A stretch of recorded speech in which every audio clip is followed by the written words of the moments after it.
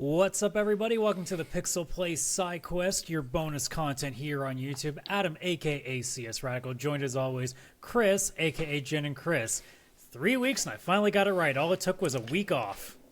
Yeah, that's all. You just needed it. You just needed that little break to get it right. It was in my head as I was saying it, and I'm like, don't say Jen, don't say Jen. And apparently, it actually works. Who knew? Yep. There you go. But you know what actually works? This topic, because we're doing Final Fantasy IX, which is a game that, might be getting a remake, as Maybe. we've said for what feels like a millennia at this point. I think it's planned, or at least it was planned, because there was that in video. Surely it'll be at the Game Awards this year. Oh, God, that would be so good. That would make me so happy if that was at the Game Awards. I'm already living such a good JRPG life right now that would be like, oh, chef's kiss, Right? Well, let's get right into it. I'll pull up the old Photoshop here. And I'm just going to start right off the bat. Chris, do you have any difference with male and female just being our two mains in Zidane and Garnet? Because I honestly really thought about it and went, apart from maybe Vivi, I don't see anybody competing. Yeah, so this one, I did end up with Zidane for the guy. And Vivi was my close second because Vivi is just easily the most adorable Final Fantasy character that's ever existed as a playable main, outside of Mughals and such, of course. So yeah, that one. The girls, it's still down to the wire for me. Like, I've got Dagger, obviously, or Princess Garnet. But I also actually like Freya and her story and think she's kind of a cool character. Aiko, I think is how you say her name. She's also it's Aiko or Aiko. Knowing Japan, it's probably Aiko. Oh yeah, probably Aiko if you had Japan, right? But yeah, I'd probably have to go with Princess Garnet as well. Or Dagger if we want to be all smart asses about it. Yeah. Where she's totally not the princess. Her name's Dagger, right? Guys. Different. Well, of course, I'm going to use a Dagger level image here because, got to be a smartass here. Yeah, I actually felt like the girls in this one were, for me, actually, no, the guys are great too because you get Vivi and you get Steiner with Zidane and they all play off each other. It's hard to kind of pick one just because of how well they all go together as a group. This is a group that I love having them interact with each other, unlike some of the other games. But yeah, the growth that Dagger goes through and the love story between the two, everything that Zidane goes through and how kind of he's cool without being the asshole cool that Cloud and Squall were in the previous games. He or was at the very least, he's actually got emotion that isn't just emo. Yeah, he was trying to be funny. Sometimes it landed, sometimes it didn't. He'd try and be a ladies guy. Sometimes it would work, sometimes it wouldn't. Sometimes he'd accidentally touch a girl's ass. Yeah, yeah. He was fun, and he was to me a much more realistic character. And while Dagger, obviously, it's hard to relate to her. She's the whole princess thing, and that's not many people are going to relate to. Oh yeah, I was actually a princess who ran away. But yeah, I mean, to be fair, I don't think a lot of us are going to relate to Freya or Aiko either. So. No, I'm not also a little summoner girl, and I am not a rat woman who's also a knight dragoon. Well, I mean, we do have some furries out there in the world, so there might be something. That is true. I will say, and this is going to be a common theme, because I'm leaning heavily on Chris on this one. This is definitely going to be my weakest episode of doing this, because Night is a game that I've finished, but I finished, in 2002, and I have tried to play it since, and I have maybe made it a quarter of the way through in any attempt. So I'm going off of mostly 20-plus years of memory. Oh, yeah. No, I've definitely played this a lot more recent, and I've played through it, I think, 6 times in my life, so probably 2 or 3 on the PS1.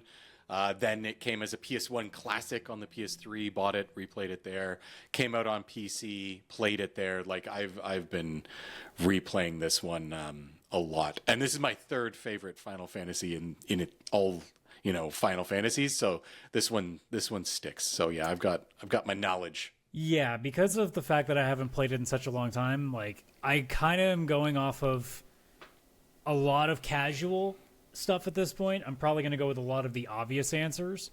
But at the same time too, And it goes back to what I've said before. Like, a remake of this game is really necessary for me personally, because this is the one that I think I remember the least of the ones I've finished.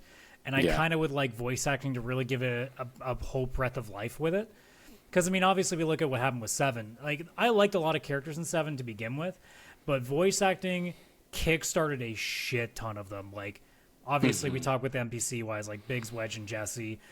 We saw what we saw with, characters like, well, I mean, Cloud even got way better in this one. Tifa's always really been really good, so that never really changed, but, like, Barra got an uptick. Yuffie got an uptick. Like, everybody seemed to get some level of improvement because of the voice acting. 9, I think, is the game that for me personally would really add the most, because I don't necessarily have, like, a strong opinion of any character in this. I just have the ones that I'm like, okay, I actually was interested in you the most comparatively to the rest of them. Because, like, we'll bring up, like, characters like Amarant or Eiko or Freya or even Steiner in some ways. Like, I don't feel like I remember much about them. Yeah, no, I remember a lot. I do remember a lot. Well, you have the advantage of also playing it, what, 6 times you said you finished it? Yeah. But I do agree that this is one that would do so well with a remake. I think that, first of all, the PS1 Final Fantasies are the ones that get hit the hardest with replayability, graphics, and that kind of stuff, because 1 through 3 is already nostalgic, and pixel graphics obviously hold up a lot longer than first generation polygons. While 9 still looks the best out of the 3, it still is a little bit rough. There's the like backgrounds that are just these flat JPEG images that kind of look really hard to tell on a modern screen what the heck is going on. So I think, and also this is one that I think is one of the best Final Fantasies, but for some reason wasn't as popular. And I really do feel like this deserves a lot more eyes on it. And I think we can kind of get a pretty good answer for why that is, considering that it was very much going back old school in the way that its battle system was. So I think a lot of people remember it for being like, I guess in lack of a better words, like the boring one of the trilogy on PlayStation. Yeah, if you were really into 7 and 8 and that was your entry into Final Fantasy, for this to go back to like 1 through 6 basically more with its aesthetic and art direction and all that kind of stuff, more playfulness, that, like, yeah, I can see how people who were like really into 7 and then like kind of liked 8, like 9 would have been like, what is this childish shit? Like, I'm sure that's what a bunch of them thought. You're wrong, people, though. You are wrong. 9 is a dark fucking story. It is so dark and so good. And it just has real human emotions. That's what you're feeling in this game. It's not just stoic emo main character. This is real stuff. And also flamenco music, which we'll probably get into later. Yes. Honestly, though, those ones weren't in my top. They're in there, but they didn't win, I guess is probably what I should say about the music. But that's getting ahead of myself. But anyways, moving on. Villain, I don't think there's any other answer than Kuja, I would assume. Yeah, Kuja is, to me, like a Sephiroth that's, great. And he actually, for the most part, is there the whole game, minus until the very end when it's like, here's this random final boss that I'm going to pull out of my ass. But you actually, Kuja seems like a character that Square was like, well, you've been lusting the shit out of Sephiroth. Why don't we just give you a Sephiroth that actually is, like, lustable? Yes. Oh, very much so. This is a very sexualized Sephiroth for sure. But yeah, like he actually like in the ending, and I'm not going to spoil anything just in case anybody hasn't played this yet. You actually feel for Kuja. Like there are parts when you're actually like, damn, like I actually somewhat like, I think everything he's done, he's a giant piece of shit, but I understand how he's feeling. And he kind of is like, kind of how like Sephiroth was the anti-Cloud or the opposite coin of the same character. Kuja is that for Zidane, but where Sephiroth, no one's like, oh, I kind of feel for the guy. Everyone's like, no, he's cool. I get it. This is kind of like if two different characters went down a light path and a dark path starting from the same point. That's how you end up with Zidane and Kuja. And I really, really did like that with the villain in this one. So I also would be curious to see how they go in the voice direction of that. I am assuming that they must have done something for Dissidia, and I've completely forgotten how the voices were done for Dissidia. Right. Apart from like clips of Kefka, which I mean, you could just imagine what Kefka would sound like anyway, and that's probably about right. Absolutely. Kuja is a much more interesting one. I'd like to see again with voice acting what they do with them. So that would be really interesting. And also like considering how we are today when it comes to more queer looking presenting characters, I'd be very much interested to see the direction that takes with with that community now that it'd be much more in the forefront. Oh yeah, this is definitely that character, 100%. And I would hope they would push that right in the forefront, because whether he is or not, like, it's just like one of those things where it's like he could be, and I think that them leaning into that and everything would be amazing, to be honest. Yeah, and it really would like to see like more of a push of that, like. For the same reason, like, man, like if they ever did a full Chrono remake, like characters like Flea would be such an interesting thing to like dive into. Yeah. Oh yeah, absolutely. Oh, Yeah. Chrono Trigger remake. Don't even tease me, man. Don't even say that. Well, I mean, I can't tease you with something that's never going to happen. So, NPC is another one that I think is obvious. What do you have though? So I put Beatrice. That's where I was too. Yeah. The only thing that held me back is technically you do play with her in your party for one part. Yeah, like but I mean, thing. if you really want to be technical, it's like she's not really. It's like in the No. same way that like General Leo is still an NPC from 4. Yeah, she is so badass. She is so fucking cool. Her with Steiner and stuff, like, fuck, she's just such a cool You want to character. talk about how the remake for 7 did so much for people? Beatrix is one of those that I think like she would be that game's Jessie. Oh hell yeah, 100%. Where like people already like kind of like liked her, but now it's like, oh shit. Yeah. Oh yeah. She's got the cool like eye patch looking thing, and it's like, does she need it? Is something wrong with her eye? Who Also, knows? the remake just needs to exist anyway, because Beatrix, when you look at the actual like original like anime, like obviously the cutscenes are different, but like in the way that she looks in like battle, she still looks like a child, yet is like an actual older woman. So it's like it just the way. Nine was just one of those weird ones where like, man, except for like maybe Steiner and Amaranth, everybody there looks like they're like either 8 or 16 at best. Yeah, 100%. Yeah, and I think the remake should and would fix that quite well. If Just they left a it tad like that, bit. yeah. Yeah, because it's like this is like a 30-year-old woman in the Knights, like kicking ass, like Fucking she's badass too. Yeah, it's so badass. Love her. All right, the challenging one. I don't remember much about the summons applicability, so I went with the coolest one. I went with Arc. Arc is very cool, and Arc was my runner-up. The only one I had ahead of that was Alexander, which technically you never summon in battle. This is why this was difficult, and I wrote Arc just in case. But there's a whole scene in the game where it turns out the main castle was a summon. Like, you're in Alexandria, and the castle is Alexander the Summon, and there's a huge, like, kaiju battle type of situation where it's this fucking castle shows up to save the day as Kuju was calling Bahamut to destroy the city. Yep. And it was just such a cool moment. So it's tough. That's one of the few things from like the later game I do remember, yeah. Yeah, oh yeah. So I did put Alexander for that reason, but you never actually do summon the I was going to character, say, so- I want to get you on a technicality and be like, well, it's not a summon Yeah. we use. So. No, so and then Arc was my Because it backup, basically it's just looks like a Gundam. Like, what do you want? Yeah. Yeah. Oh yeah, Arc was super freaking cool to call in. Because isn't it isn't it also an airship? I think yes, it is. So it's a dual wielder too. Nice. Dual. multi-purpose summons. Let's go. Yeah, I feel like the game had a couple of those. Because it was obviously Yeah, Alexander. they really try to do something a little more interesting with this. Yeah. With a lot of these summons. I love how, like, excuse me, in my research for a lot of these summons, for especially the last few games, Phoenix just always seems to be the number one for a lot of people because it's the most useful. But I'm like, but it's so boring. It's just boring. a Firebird. I would never choose Phoenix ever in any of the games, I don't think. Like, it's just so simple. I can't get behind that. Yeah, the only one is 6. Final Fantasy 6, because it actually plays into an important part of the story. Yeah, it does have a story role, which I think we Yeah. did talk about when we were doing that one. Yeah, but that's the only one. Like, I don't care if it's useful, it's boring. Well, what's not boring is music because, it's a Final Fantasy game. They're always great.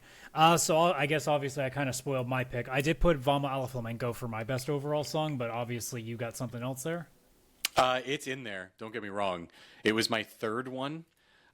Crossing Those Hills, which is just the map music, like the kind of the main theme of Final Fantasy IX, but played in this very playful map music way. I had that as my number one. And then I put the You Are Not Alone song, which is the one that plays when it's like Zidane going in kind of to save the day kind of song, which is like really, really, really cool. But also the Flamingo, I can't remember how to actually say it again, but that one is so much fun. I love that one because I believe that's what plays when you're like on Chocobo back and you're like searching for treasures and stuff, right? Well, I think it's also the one that they do while they're doing the mock sword fight, right? Yeah, and yes.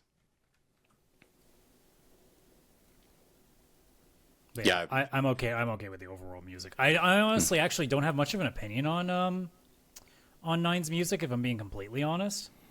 Oh, because I actually don't like. I don't remember a lot of the songs in comparison. Like I remember a lot with 8. 13 is only is going to be the other challenging one because I forgot. Actually, that's a lie because I can use 13 too, so I can come up with music pretty easily. I don't remember much from the original 13, to be honest. So the music, yeah, unfortunately, kind of blends together for me for 13. But 9, this was one of my favorites music wise, like absolute favorites. I had, oh gosh, there's just so many. Like, yeah. Is it? So did you say Crossing the Hills or is it Those Hills? Crossing Those Hills. Those Hills. Okay. I didn't look at the entire soundtrack to remind myself of certain things. So it's like I already know the song I like the most, so that was easy. Yeah, because it's Crossing Those Hills is also it's like the Melodies of Life song, but like turned into like map music, and it's just playing through some of the main themes and stuff. I don't know. I'm a sucker for Final Fantasy IX's music, like so much of it. All right, so we get to the fun stuff. Best fight song. I went with Dark Messenger. Which one's Dark Messenger? That is Kuja's battle. Oh, that's a good one. That is a good one. I put the final battle as my number one, but I'm going to quickly play that. No, yeah. Oh, yeah, I really like that one too. Oh, you know what? Yeah, I'm good with that. I'm good with that. That's fair. Kuja's, yeah. Oh. And then I almost feel like that kind of leads well to the best boss fight because I had Trans Kuja as being the best boss fight in this. That is my number one. And then my runner-up was honestly the Black Waltz 3, I think it's called. I actually had I had Beatrix's fight as a runner-up because I thought that was that's a good one of the few times where like you had the an actually like good concept of just survive. Yeah. Yeah, that was a good one too. Trans Kuja, very, very, very cool though. I love that one. I love the trance system. It's kind of like Limit Break, or like I don't know, Dragon Ball Z. I'd still love if they just put these systems in. It's like it doesn't activate, at a random point. Like just let me use it when it's time. Yes, I do agree with that. Absolutely. Which I imagine they will obviously do something with when it comes to a remake if they were to actually. Put I think they would. Yeah, I don't think they'd leave that random. Yeah, I had the Black Waltz 3 runner-up one because it's not necessarily the battle, but it's like you fight Black Waltz 3, the evil black mage, and then it chases you on a little airship as you're trying to get away in your airship, and you both fly through the gates and stuff, and one of the ships is on fire, and Vivi's hanging over the edge with Steiner holding on to him. While the boss fight was very cool, it was like what came from that boss fight that I really, really loved. So that's why I had that one again. Mm-hmm. Yeah, but no, Trans Kuja, for sure. This to me, like, and maybe you'll have a different opinion of this, but like my hottest take, because I don't remember too much about 9, but I do think that Lindblom is still to this day one of the most, if not the most beautiful design city that they've ever done. Yep, that's what I had as well. Absolutely. Like it was no contest for me. You put this in a remake scenario and this will probably be one of the most beautiful things Square Enix ever animates. Absolutely. And it's one of those towns that you have to go back to numerous times in the game. And every time I did, I was never upset. Like some towns in some Final Fantasies, I'm like, I don't want to go there again. Like it's just a boring place. It's just a town, whatever. This one, it's just the way it's designed, the music that's playing, the NPCs that are there, the different areas of the town that you can go to, and they're all slightly different. I love it there. I love this, and I agree that it's probably the best designed Final Fantasy city that exists. Now the final challenging part. Now, Chris, you'll know better than I do. I didn't remember much about dungeons, so I ended up just kind of going with research and kind of taking the answer from there. Because I honestly couldn't think of like one off the top of my head because it's been that long. Yeah. But I have heard in many different posts that I read to kind of like get a solid answer for my own sheet that Memoria, however it's called, is one of the coolest final dungeons of Final Fantasy. Is what I've seen. That one is very, very, very cool. I have a list here of a couple, and that is my second one, actually, because it really is. The only one I had before that, and I'd be fine going either way, to be completely honest. I'm going with your answer because I honestly have no opinion. So mine is Burmecia, which is a town city that you get to. That's where Freya is, right? It's where Freya is, and it's where it's just everybody's dead. And it's just like it's raining a lot in the city. It's almost got just from looking at pictures, because I do kind of recognize it. It kind of gives me like, fantasy Zozo from Six Fives, where it's just like a rainy place that's just desolate. Yes, and the thing is like it's a dungeon because it's like you go there because like, oh, you're just going back to Freya's place, and like it's dread. It's like sad. It's not like just like, oh, this is creepy or cool or whatever. It's like, oh my god, like it's you get home. And, everyone you love has been attacked and murdered, and it's just this deep rain. And the music that they played in it, too, like, really set the mood. I've always enjoyed that part because you feel it. For Freya, you feel that part.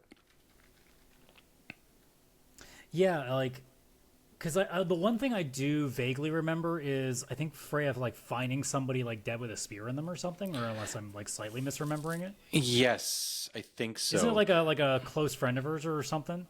Yeah, I can't remember if that's her like husband, boyfriend, or I don't know who he was. I don't remember if it's him. No, because I think she got to talk to him, but he definitely is not living by the end of the conversation kind of situation. I can't remember if she finds somebody that's got a spear in them, but there is like NPCs and stuff where like, yeah, there are characters and they're just straight up murdered. Mm-hmm. Yeah. Oh, I can just hear the rain and the song from this place, like in my head. Freya's a character definitely that I'd like to see what a remake can do with her, because her actual like outfit is really good. And it's just the old PlayStation animation just really didn't do her justice, and didn't do a lot of characters justice in this one because it looked really rough. Yeah, oh, for sure. And I think they could flesh her out a lot, because when you got her as a character at the beginning, you got a lot of info about her, and then you go to Burmecia, and you see what happened with everybody she knows and all that. But it seems like after that, she just kind of becomes a character, and they start focusing on everybody else, and she doesn't really keep having any more moments. So it's cool. I think that if they did a remake, it would be cool if they could flesh her out and have more of her later on, instead of kind of now just being there, because it's like, well, my story's been fleshed out real quick, so Yeah, it's definitely something that like, and I've said a couple of times here, like the fact, I mean, you are going to benefit a lot because obviously it's getting voice acting to it, it's getting a much more clear picture of it now. I mean, there are decent like 4K mods for PC users with 9, so it's not actually like the worst thing to play now.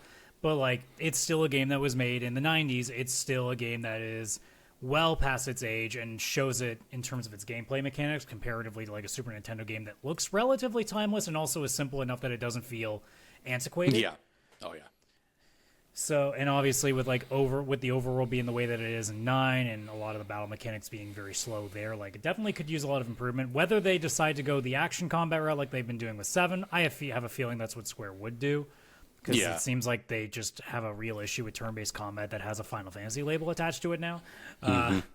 So that would be one thing. But like, I do genuinely think that the biggest part of what that would make that game better is the character growth of not just, side characters like we see with 7 with, Avalanche and people like that, but honestly, it's main characters, because so much of the party does not shine in that game. Yeah. At least from what I remember, Yeah. most of them don't stand out. Oh, 100%. And I think that giving them that opportunity would be a huge boost, both to fans of old and fans that are coming in for the first time, or like me who just don't remember much of any of it. Yeah. Oh, 100%. Yeah, I think this game would honestly benefit the most of any Final Fantasy right now. I can understand why Square went with 7. That's their seller. They make I money. was gonna say that was gonna be the measuring stick for sure. Yeah, they were going to just make money on that one. I think that 9 is the one that needs it the most. I think it's kind of the black sheep of the Final Fantasy. Yeah, I think if we games. really selected them all, 9's like the must. Yeah. For both the fact that like it's underappreciated and also it's probably the most needing of it. Mm-hmm. And then I think you and me both probably are in the same boat of saying 6 would be next, just because how fucking cool that game would be. That would be in full so 3D. fucking good. Yeah, like I still think that the Pixel remaster, especially of 6, like holds up so well. It's not necessarily but like oh, full you 3D need it. Magitech armor, man. But, How sick would that be? Oh my god, would that it opening be the coolest? cutscene? Yeah, yeah. Oh, that opening cutscene. Walk into Narsh. Yeah, that would be Also, so amazing. Side note: the biggest part of a lot of these games getting voice dialogue, understanding how to pronounce shit. Yeah, that is true. That is something I suffered with growing up because Remember when we found out in Kingdom Hearts that it was Titus and not Titus? Yeah, us all saying it for years. yeah, like I was saying, even like this is on me, I guess, but like there'd be Cecil or Cecil for. We're gonna find out it's been Garnet the whole time. Oh God, it better not be. Because then, yeah. But it's true, because it's like, I don't know, like there's so many of the names. It's like, oh, that's cool. I know that's an old-fashioned name, but you know, I might actually not be off. So here's the reason: Zidane is probably most likely Zidane, which is French. Mm-hmm. So Oh, God. Garnet, at best, it would be either Garnet or Garnet. Like it would, like the T would be silent. Oh God, and the J is going to be like an Eastern European one in Kuja, so it's actually Kuya. Oh, this is going to be insane. Beatrix. Yeah, just Bay. If it's not Steiner, though, I'll be upset because every wrestling fan is not going to be happy about that. Yeah, that's true. That's true. Or Vivi. It's actually like Viva. It's like, what? No, don't do that. Vi. Vi. Oh, I hope some of these are true and some of these aren't. I know. I'm 99% positive Aiko is going to be correct. Yeah. Freya Aiko.